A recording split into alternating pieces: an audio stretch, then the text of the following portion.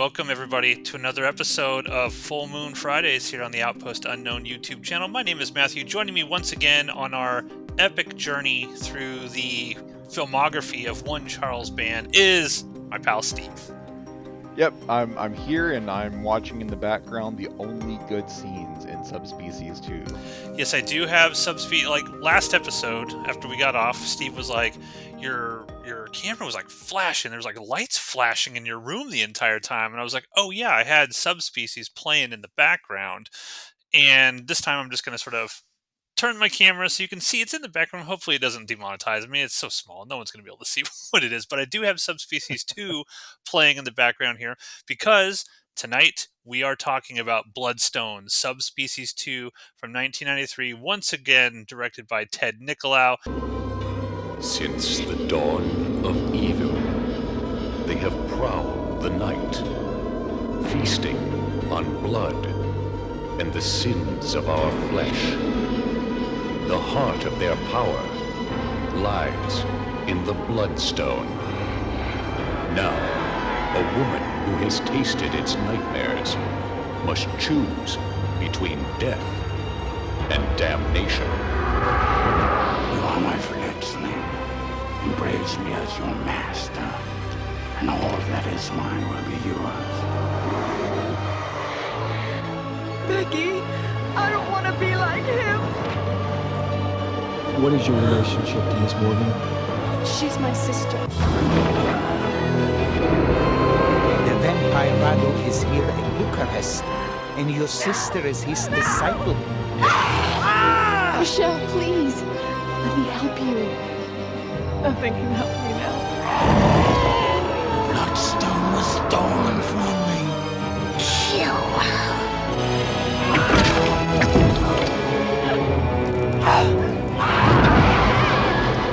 You're going to make an exceptional plaything. Bloodstone, Subspecies 2. Now, Steve, the last episode we watched the first Subspecies. You had thought you had seen it, but then it turned out you hadn't seen it. And what were your thoughts on the very first Subspecies? It sucked. It sucked a lot. Like there was aside from just like the look of Radu being kind of cool except for his stupid witch fingers, there was a whole lot of nothing going on in Subspecies 1. I wonder, like, if I had seen it as a kid, would it be saved by nostalgia? And I don't think it would. It was real rough. Okay. There's the stupid witch fingers in the background. I liked it. I liked the first Subspecies. I can see your complaints with it, but I still liked it for, and I went into, go listen to the first episode if you want to hear my thoughts on that. Now, I had said during that episode, Steve, that don't worry, Subspecies 2 is the best one of this entire 5 film, I guess 6 if you count Vampire Journals, sort of franchise here.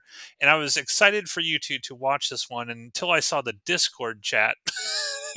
And I'm like, oh no.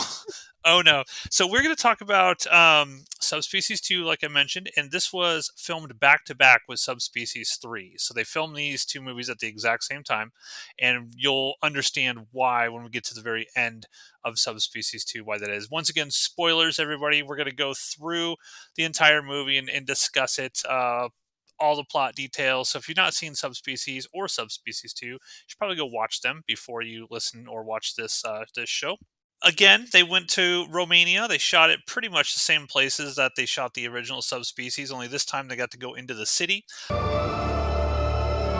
Besides shooting in Bucharest and shooting in the city a lot more than in the first one, we traveled to some of the same places in Transylvania where we shot before, Sinaia train station. The big thing that's different about this one is that the actress who plays Michelle, I believe her name was Laura Tate in the first one, she is no longer in this one, and she is replaced by Denise Duff, who continues on through the rest of the Subspecies franchise. She's kind of like, other than Radu himself, she's kind of like the main character of the Subspecies franchise.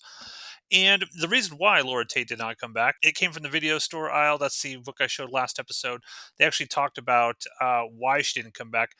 filming was so horrendous on the first Subspecies in terms of being in Romania and dealing with horrible, horrible crew, people who couldn't speak any English whatsoever, getting no food, people getting drunk on cheap wine. It was sort of like a good nightmare, let's say. It was a nightmare while we were there.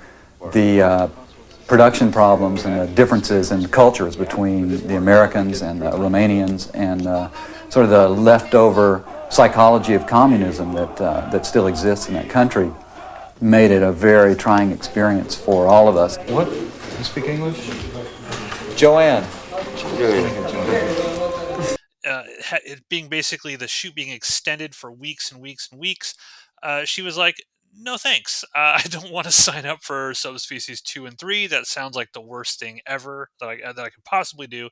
And she had a couple little kids back home, and she did not want to be stuck in Romania for possibly 12 weeks while they film these movies. So that's why she did not come back.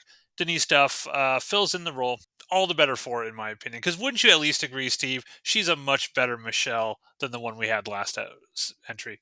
Oh yeah, she 100%. Okay. Like she has the ability to express emotion.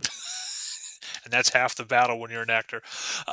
So yeah, that's where we're at. There wasn't a whole lot of backstory with this one, other than the subspecies themselves, as you might have seen briefly. Speaking of what's going on in the background, I don't think we're there yet, but don't get us demonetized with titties in the background. Oh yeah, you're right. Okay, well hopefully we don't Uh, get there you're yet. you're gonna have to do some blurring if this episode runs a little I long. will. I will. So, but yeah. So that's kind of where we're at. The subspecies, they barely show up in this at all. So at this point in the series, the subspecies are pretty much done. I don't think he's. Yeah, if you're paying attention right now, you have already seen 100% of the Yeah. subspecies in Subspecies 2 just by virtue of Matt's Yep. background. I think they're in it maybe 20 seconds total in this film at the very, very beginning. But what were your thoughts going into this, Steve, before you get into it? Were you actually like, okay, I'm pretty pumped? Matthew said this is better than the last one. Were you excited? Were you trepidation setting in there? What were your feelings going into this one? I was cautiously optimistic. You told me that this is the best in the series, and I was like, okay, well, I mean, part one's real bad. Maybe that was just, where the growing pains occurred, and now we're gonna get some quality into Subspecies 2, and there are cool special effects in this, Okay. and that is the extent of the good things that I will say about it. All It's right. still very, very much like a style of or substance movie. Like the story is nonsense, the characters are nonsense, but there's cool like outfits. Like Radu looks pretty cool. His mom looks awesome. Like she is definitely the highlight of the movie. It's good to see the little tiny subspecies creatures, even though they're not a big part of the film. I wouldn't say Um, they're really any. I mean, they have one important function, but we'll get there. We'll get there. yeah. So you were cautiously optimistic. Well, let's roll into it. Walk us through Bloodstone Subspecies 2. So it starts immediately after part one ends, which I always like it when sequels find a way to do that. Like this is the start of Subspecies 2 appears to be like 5 minutes after Subspecies 1 ended. Radu is dead. He got decapitated, but we saw his head kind of come back to life at Yeah, his the eyes end of the open. first movie. And so in this movie, like that's where the movie starts. The little subspecies creatures pull the stake out of Radu and then move his head like closer to his body so that like these tendrils shoot out of his body into his head and vice versa, and he literally pulls himself together. And that's a cool scene. And It then he looks gets up and cool, he just yeah. goes and kill. Yeah, he just goes and kills Stefan. So Stefan, arguably the hero of the first movie, is dead within the first 5 minutes of this film. See, to Um, me, the movie's and already then 1,000 times better because Stefan is killed immediately, and we don't have to follow that bad actor with his dumb face through the rest of the movie. Yeah, Already he better. he sucks, so he's gone. That's better. So Stefan is dead, and then Radu goes over to Michelle, who has been vampirized. Radu opens Michelle's coffin, and she revives, and Radu's just being super creepy towards her. But then the sun comes up, and so Radu has to flee. I do not understand the impact of the sun on the vampires in this movie, because in at the beginning of this movie, Radu acts like the sun is death. Like he has Mhm. to flee from the sun and run to his underground crypt. But then in Subspecies 1, there are clearly shots where he is just outside in the daylight and nothing's happening to him whatsoever. I wonder. I And wonder if there's that's supposed to be like day for night. Like they were shooting a day for night, and it just didn't come across it as just didn't night. turn out well. Like it was Maybe. supposed to be kind of overcast instead of daylight. Yeah, because it's almost like I don't know. it's that twilighty sort of time period where the There, sun's not I completely guess up. I am meant to assume that there was some slight cloud cover during all of those scenes Yeah. in Subspecies 1. It's very unclear how the sun impacts vampires. Regardless, in this scene, the sun's a bad thing, and so Radu flees, and so a whole day goes by. It's nighttime. Michelle wakes up before Radu, and she goes over to the corpse of Stefan and takes the bloodstone and flees. She runs Why into the didn't city. Radu just take it before he went deep into the city? He could have just grabbed that thing and went down. Why does Radu need it? That's true. It's a food source, and he's okay with eating Should people. I He just doesn't need the should I bloodstone. just email Charles Band and ask him? Be like, can Yes, I? like We just need to know, why does Radu want the bloodstone so badly? yes, like I will. fix these stupid plot holes in your 40-year-old vampire films. Anyways, she takes the bloodstone and flees into the city. She gets a hotel room. She calls her sisters like, "Hey, come to Romania now." And her sister is a bro, and she's like, "Okay, I'm on my way." Uh, Radu kind of follows her in the city, but he does not like just go and get her for some reason. And Yeah. I was thinking that like, okay, maybe we're back to like the vampire has to like has to have invitation to enter things, but the first movie established that only applies to like churches. So I have no idea why Radu didn't use his shadow teleport power to just go and get her when she's in her room. That He clearly knows that she's there. that is something that I think is a valid critique of at least the very like the first 30 minutes of this first 30 minutes, and I actually love the first 30 minutes, but not because it makes logical plot sense. I just love all the visuals to all of this. I love the lighting inside the city and the running around and the shadows they do up on like the tall buildings, and how it all looks is like an exercise in sort of visual style. I think it's just beautiful and gorgeous, but I I couldn't help. need things to make logical sense to get full enjoyment Yes, out of yes. I things. as I was watching it, I'm thinking, okay, I can understand why Steve's not gonna like this because it really, I mean, like again, Radu doesn't do really anything at all. He looks creepy, but he doesn't seem to really take advantage. He's not like an intelligent villain that is trying to get one over on our intelligent heroes. Literally anybody can just run away from him at any time. And again, when you're saying like the bloodstone, what does he even need it for? It starts because I think after we watched that first film, I had never really, I guess, really considered what you posited is, why does he need this in the first place? I'd always just accepted it. Oh yeah, he needs the bloodstone, but then Yeah, you're like, it would make sense if they were like the bloodstone is food and also it makes you more powerful, but it's just food. It's just a source of infinite blood. But yeah, Radu is okay with going out and hunting. Anyways, Radu chooses not to go and just get Michelle. Instead, he goes what seems to be across the street to a graveyard where his mom lives.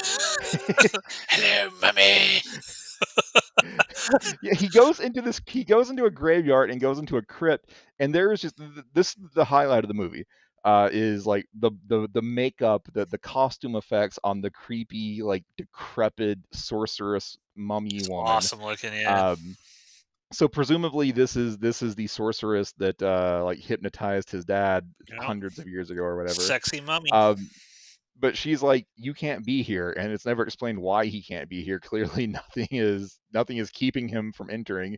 Um, but he's like, oh, well, I brought you a present. Here's like the knife I killed dad with, and she licks the blood. And she's like, all right, what about the bloodstone? Maybe you can argue that he wants the bloodstone just because his mom wants it, and no particular other reason. Why does she want Um, it? I don't know. Maybe Or she's not a maybe vampire. Subspecies 3 Bloodlust will answer that question for Because me. she's not an actual vampire. She's just like a mummified old sorceress person. Yeah. Yeah. I don't know, but she requests the Bloodstone. And so Radu's like, "Oh, Michelle's got it." And she's like, "All right, go Sorry, get it. Mom, it got Go get it. stolen from me again. Uh, yeah, kill Michelle and bring me the Bloodstone." And he's like, "I don't want to kill her. I want to keep her as a pet, essentially." There you go. That's the explanation. So he doesn't kill her in that opening 30 minutes because he's like, Denise stuff is so hot that he's like, I just want to keep her around for all eternity. He wants her as kind of one of his brides, right? Like a vampire bride, kind of like the Yeah. girls from the first one. And he kind of like indicates it, like he says like he thinks he loves her because he mingled his blood with hers, but he also says like he really wants to just torture her for the fun of it. He's got a lot of mixed emotions towards Michelle, and so the mom is like, kill her and bring me the Bloodstone. He's like, I'm not gonna kill her, but I'll get you the Bloodstone. Uh, then Michelle, like the sun comes up, and Michelle's like, the sun's coming through the window, and Michelle goes and like flees into the bathtub and uses that as her crypt for the night. Um, and then the next morning when it's still daylight, the housekeepers come in and find her, and they think she's a vampire, so they think she's dead. She's not reviving.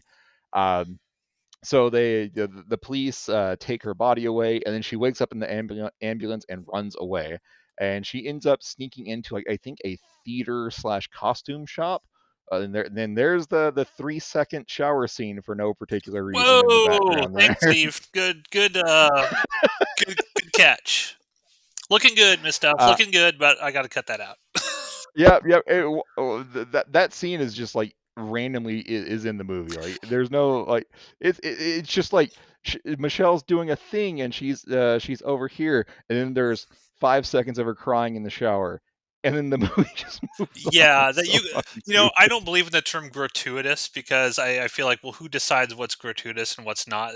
Who made that definition? However, I would say that 5 seconds is just there to It's just show there some for to nudity in have to nudity in the have nudity film. in the movie. That's it.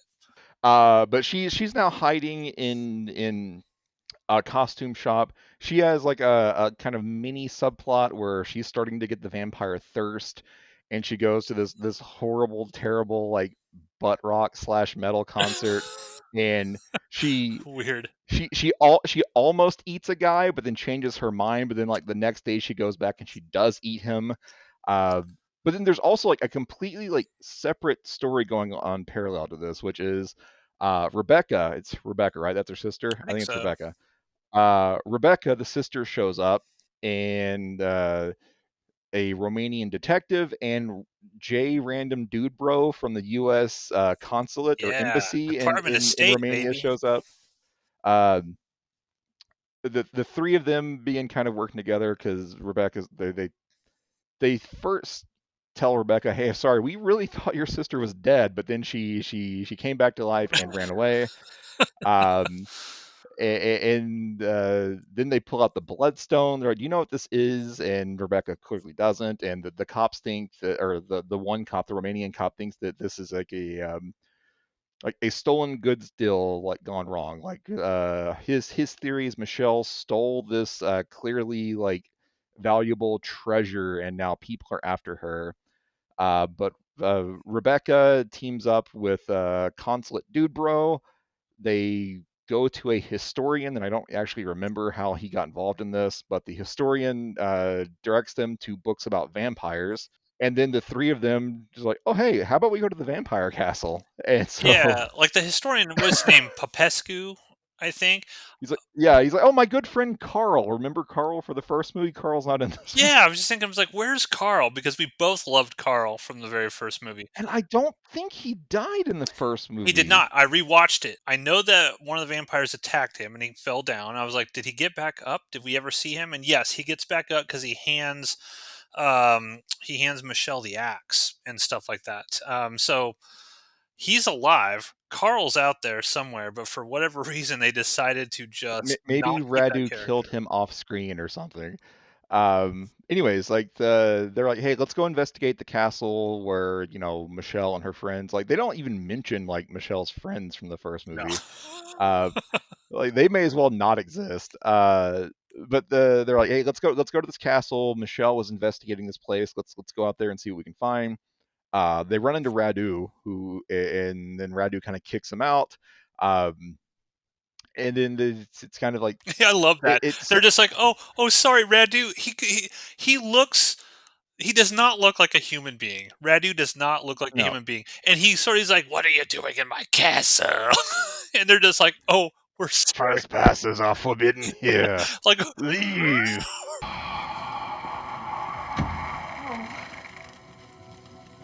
You dare to enter my father's house? I've been told that this place is deserted. Please forgive us. Trespassers are forbidden here. Leave my house at once. Yes, sir. We're very sorry. Thank you. Bye-bye.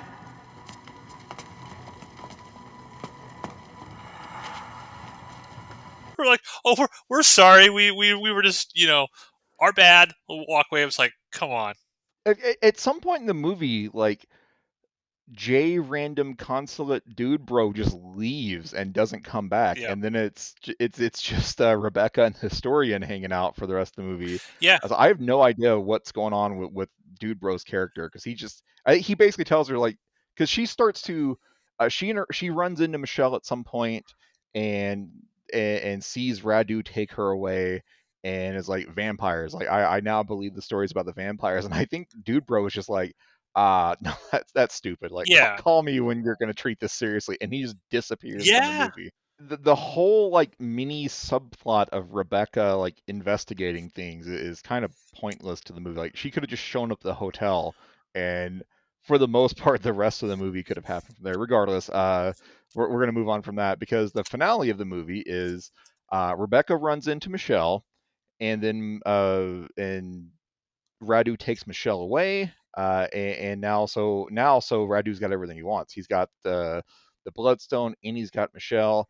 He takes Michelle to Mummy's crypt, and then Rebecca and the Historian go to kill Radu, and completely fails. Like, old man Historian is about to kill Radu, and then he gets stabbed from behind by a mummy. Right? I think that's how it goes down. yeah. The Uh, mummy kills him. Radu's so Mummy kills old man Historian.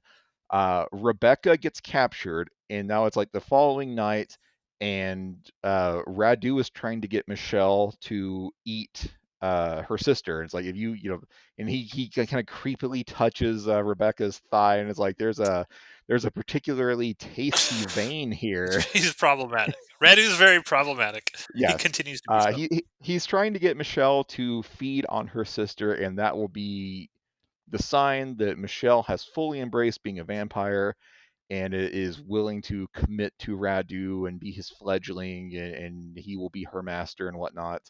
And Michelle doesn't do that. Instead, she grabs I think it's the same knife that he used to kill his dad, and starts stabbing the shit out of Radu with it. And Radu is like, "Oh no, it's a magic knife! Don't touch that." Yeah. Uh, Put it down. You are not allowed to have this.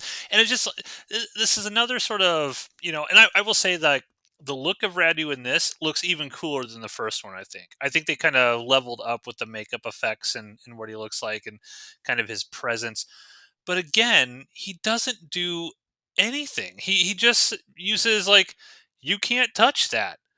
But she's clearly got it in her hand, and she just stabs the do shit out of his something. face. He doesn't actually do anything. And I guess in my head canon, Steve, Radu is a much more Mm. powerful, impressive vampire than what we're actually seeing here, because I think so far the great failing of Subspecies and Subspecies 2 is that the main villain literally does nothing at all.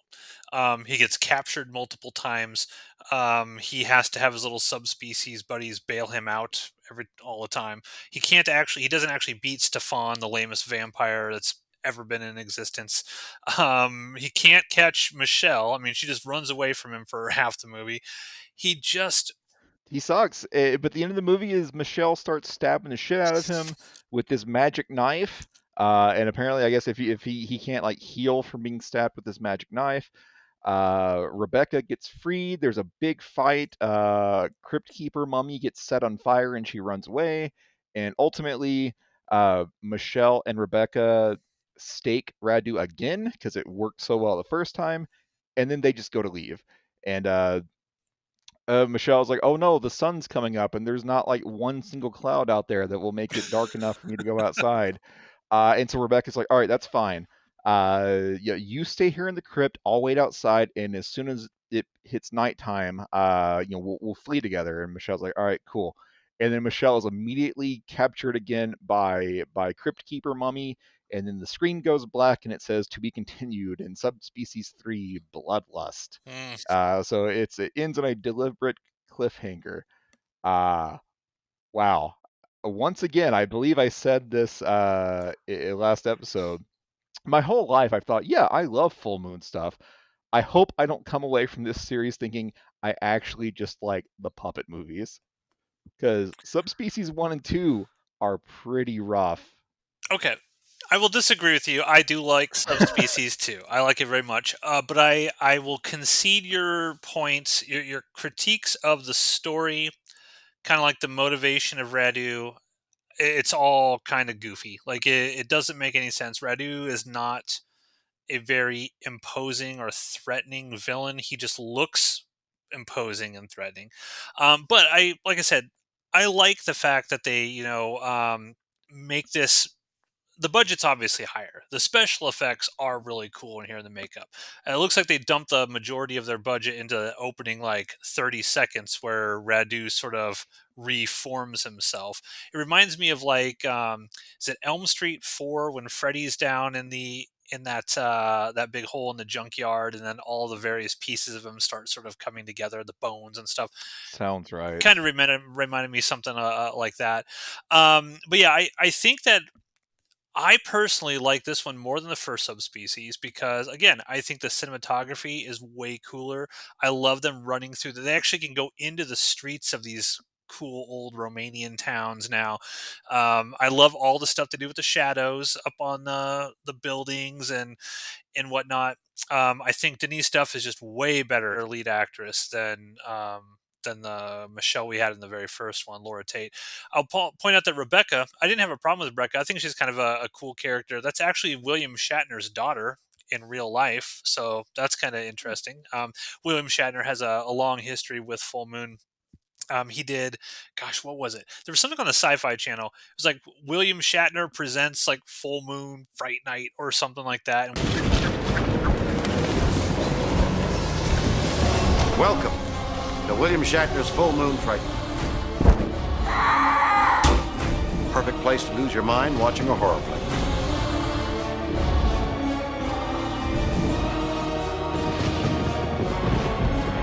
Now that's what I call an entrance.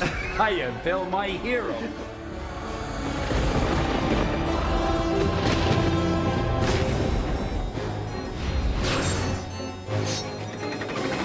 See you all next time on William Shatner's Full Moon Fright Night.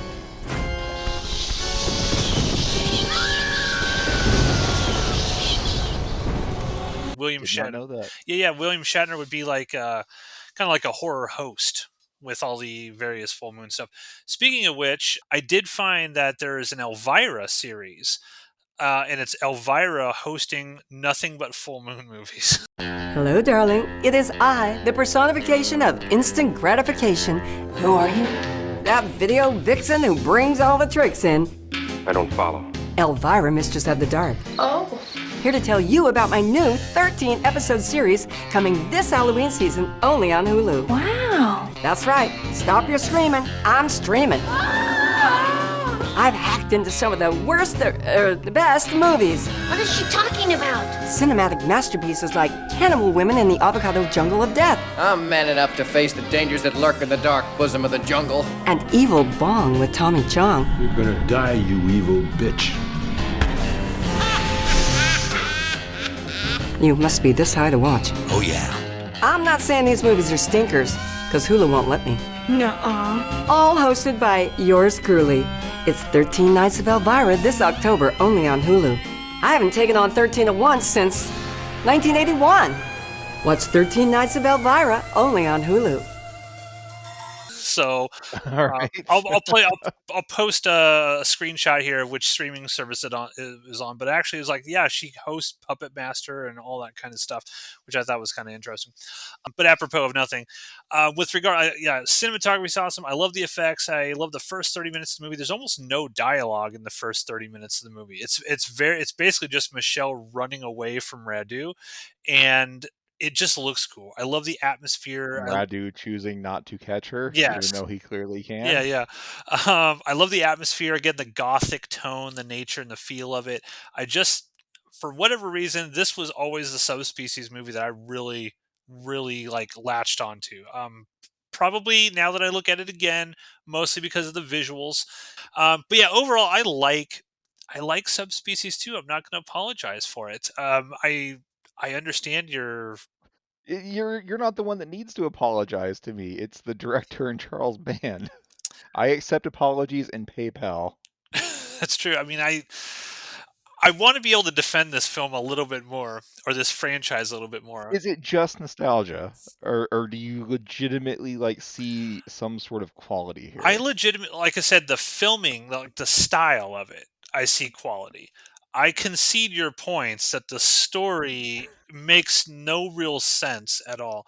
I guess one benefit of these movies is they're very short. They're basically 80 minutes long. So it's not like we're getting some 2 hour thing.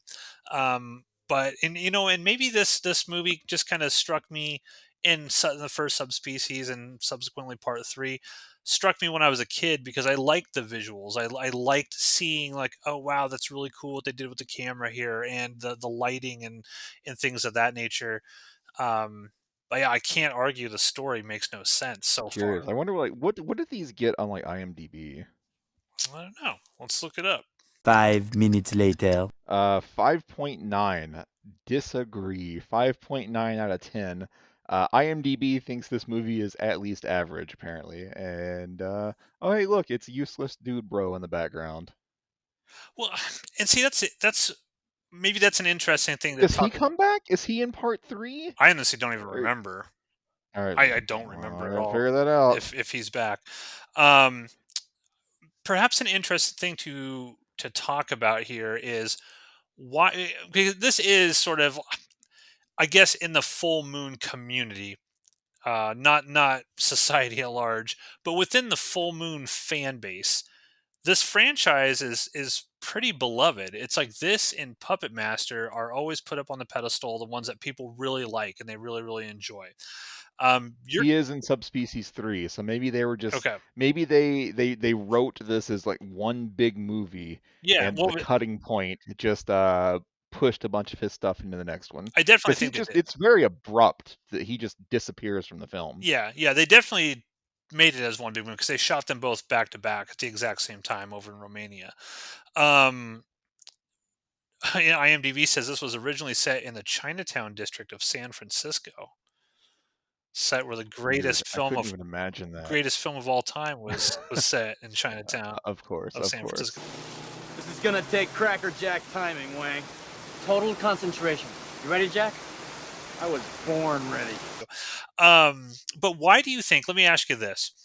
I mean, you obviously knew of Subspecies, and the Full Moon fans love Subspecies. Why do you think Full Moon fans love this franchise so much? All I can think is that there are enough people that all I can assume is there are enough people that think it looks cool that they give it a pass. If you think it's shot well, if you think Radu the character looks cool, maybe that's all you need. But I mean, there's definitely no substance there. So far, there's not. And I can't really argue. It's got to just be visual. It's got to be like there's a couple of really cool a couple of really cool special effects scene, a couple of cool practical effects. If you had to judge just That's it. this movie just based on the visuals of it and not really worry about it, would you say that this is a good film just based on the visuals overall? Just on the visuals? Yeah. Yeah, I think so because the crypt looks really cool. We go back to the castle. I would even say that Michelle's costume shop that she holds up in is really cool. She's in a Yeah, glass it just coffin. Like, yeah, that is that's the worst type of coffin for a vampire to go into, a glass coffin. I mean, what if somebody didn't realize she was in that glass coffin and just, like, pulled the blinds open, at 8 o'clock in the morning? Does she roast into the coffin? it only takes one cloud apparently to block out the That's sun true. in this world. Yeah, visually, yeah, I can see there's cool stuff here. There's a lot of cool locations, a lot of cool special effects. And maybe that for some people just masks a lot of things. I would be people yeah, the three people that are going to see this. Let us know what you think because I am watching these for what might be the first time, and I am latching on to nothing. Yeah. These have been real rough. Yeah, and I can't disagree with I can't be like, "No, you're just looking at this wrong," because you make valid points. I think I'm just coming at it from I like the tone and the atmosphere. That's what I'm latching on to. The tone and the atmosphere is what gets me through these movies. And when I watched Subspecies 2, I genuinely liked it. Like I was watching, I'm like, I like this movie. And it's weird if someone would be like, why? I'd be like, the visuals. Like I don't really care about the story. It reminds me of a lot like you and I are very opposite, and I'll bring a video game sort of analogy into this. Like you want video games where you're like into the story, right? And the characters and what's going on. And I play video games just for kind of like the visuals and to sort of turn my brain off and not have to worry about the stories of it. And I think maybe that's how you're coming at Subspecies. It's driving you Yeah. crazy because it makes no sense. And for me, I'm just looking at it like I'm just here for the visuals and the prettiness and that's it. So we're coming at it. No, see, yeah, and I feel like we are gonna have this same disagreement on multiple full moon movies, especially the ones that I haven't seen before. Yeah. But yeah, I am someone who, if I have to choose between the most amazing scene ever put to film, but it doesn't make a lick of fucking sense, and a scene that makes sense but is less cool, I'm going to choose the less cool scene every single time. And Yeah. so if you're so I'm not on board with a lot of these nonsense movies. And yeah, I wonder if it's just if I did see this as a kid, would nostalgia save the day? Because I don't know. There's some Puppet Master movies that probably don't hold up as great as I think they do in my head, and I don't know. Yeah. Maybe it's just the fact that I saw them as a kid that makes me give them a pass. Well, that's interesting because when we do eventually get to the Puppet Master stuff, I think one could argue a lot of that stuff doesn't make any sense at all either. And so as we go deeper and deeper into the full moon filmography here, the oeuvre of Mr. Charles Band, will we like? I think you can still have an appreciation for Full Moon and all of this stuff while also saying but realistically, it's not that great. Like, I can still sort of like Subspecies and Subspecies 2. I mean, I really like Subspecies 2, but I can also admit there is no there. It's just an exercise in style over substance. And if you are somebody like Steve who wants substance over style, then No, no, I think the sister's naked. oh shit, really? I'll blur it out. Everyone loves that on YouTube, right? When all of a sudden there's a dude on there. Yeah, yeah, Um, but yeah, I guess. Well, here I'm going to pose this to the viewers out there because we got a few hundred views on the last episode, the first Subspecies. So thank you for the people that viewed. But please tell us, what do you think? Number one, why does Radu need the Bloodstone? I think that is the ultimate question because the entire franchise kind of hinges on the reasoning as to why he wants the Bloodstone, which is something I had never really considered until Steve brought it up on the last episode. So why does Radu need the Bloodstone? And number two, why do you like these movies? Is there anybody out there who likes the Subspecies movies for the substance of them? Or is it just for the feel and the style and the execution and the cool visuals? So I'm going to pose this question to you, Steve, before we wrap this up. You've gone through 2 Subspecies movies and you've had a bad time during both. Do you want a palate cleanser? Would you like to go to a puppet movie before we continue on? Or are you like, screw it, they shot number 3 back to back with 2. I'm diving headfirst into 3. I'm going to leave it open to you. I feel bad that you've watched 2 movies you didn't like on this brand new show. Oh, it's fine. I watch a lot of stuff that I don't like for Outpost Unknown purposes. No, I'm all in on seeing this through. Like, there's a Okay. 5-part series. I told you last time I'm always really curious to see how things turn out when you have a franchise spanning this long, because there are 5 parts to Subspecies, and one of them just came out in the last couple of years. And it's not like a reboot. It's all just like one continuous story, one continuous continuity. I'm always curious about those long running series that tell one story from start to finish. So I'm all in. I'm all in. We're doing Subspecies 3 Bloodlust next time. Okay. It's probably gonna suck. We're gonna do Bloodlust, so stay tuned to that. Make sure. Well, you guys know what to do if you want to make sure you're notified the next time we get an episode out. Until then, you can also email us at outpostunknown@gmail.com if there is a specific full moon movie that you'd be interested in basically forcing us to watch. We would be open to watching whatever you want and walking through, because there's a ton of full moon. I think there's like almost 400 full moon movies now. We haven't seen anywhere near the amount of full moon movies that are out there. I not mean, even close. I even though I love full moon, I'd probably see maybe 30 movies. That includes the entire Puppet Master franchise. I've seen all those. Well, maybe more. I mean, I've seen all the Trancers movies and things of that nature. Not that I remember many of them, but I have seen them. So I don't know. Let's watch. At some point, we got to watch Doll Man and Doll Man versus Demonic Toys. Yeah, that's full moon, right? Yeah. That's full moon. Yes.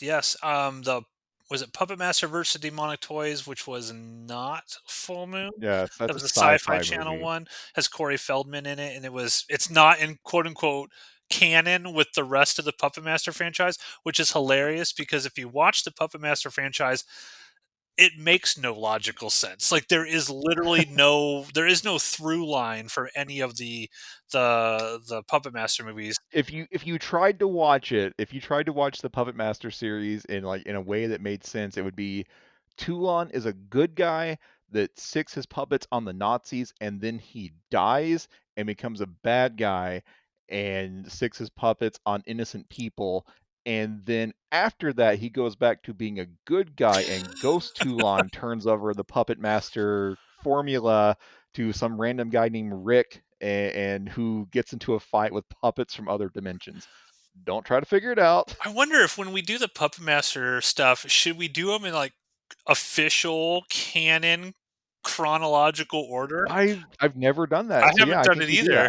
I think we find the official Puppet Master timeline, and we watch them in chronological order rather than release There's like date. 13 of those movies too. It's so many. Okay, cool. We'll put that You know on. what I call that? Content. That is content. So thank you, ladies and gentlemen, for watching another Full Moon Fridays. Again, I like Subspecies 2 Bloodstone. It's pretty to look at. Steve hated every minute of it except for the opening 20 seconds. But maybe Bloodstone or Bloodlust Subspecies 3 will bring Steve back around. Maybe it's the glue that connects the first 2 films together, and he'll realize, wow, I was totally wrong about Radu's motivations. We shall see. Leave a comment below. Well, tell us what you think Steve's going to think on the next episode below.